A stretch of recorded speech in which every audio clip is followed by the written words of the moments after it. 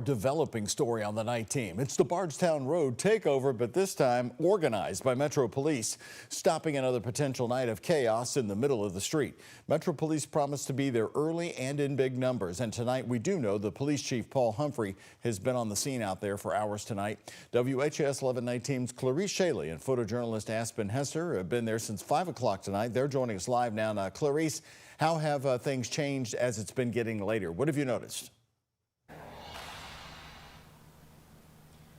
Well, Doug, I've seen patrol cars, both unmarked and marked, in the area. Officers out talking to people and creating barricades. We're actually going to hear from LMPD Lieutenant Mason Brown in a second.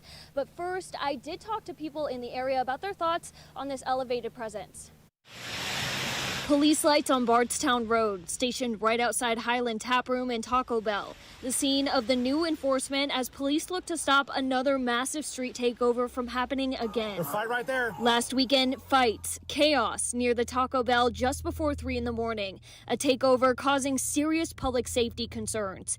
3 were arrested, including a 16-year-old girl. Where are the parents? Why don't you know where your child is? On this Friday night, thoughts about the city effort to stop another takeover. Good work, good conversation. And the talk at Wig's Barbershop. I think it's great. I feel like their presence is still cool, but will help it out a little bit so they don't get out of hand and bother the businesses during the daytime. For barber Travis Seawright, the presence is welcomed, especially if it helps customers feel comfortable to keep coming. Give us a bad reputation on Bardstown Road, therefore people don't want to come out or enjoy it because it's such a cool place. The Highlands is, it's nothing like it. So, while people come out to enjoy the road on a wet Friday, police keep a low profile. They put together barricades to be put out later while private security talks to them. Ultimately, I support it. Just the presence is appreciated to some. Me and some of my buddies towards the Walgreens had gotten to something a couple weeks ago, and obviously, the police weren't there. Would have been great. While others, if you install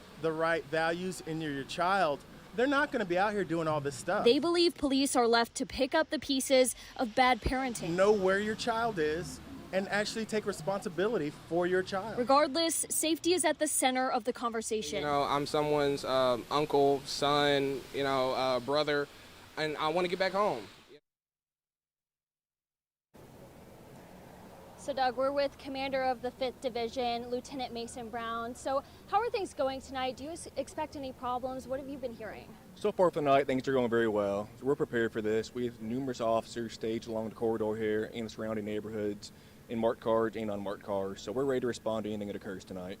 So can you talk a little bit more about what that presence looks like? How big is it? Are they on side roads? What does that look like? Yes, ma'am. So like I said, we're staged along the Baxter and Broadway corridor, Baxter and Bardstown corridor. We have numerous officers and marked vehicles for our presence. We also have numerous officers in a plain clothes manner to ready to respond to any of the side streets or on the main corridor itself. So will this continue tomorrow night? I know that Saturday night going into Sunday night is also a problem out here. Yes, ma'am. We plan on continuing this all weekend and probably for the next few weekends as well.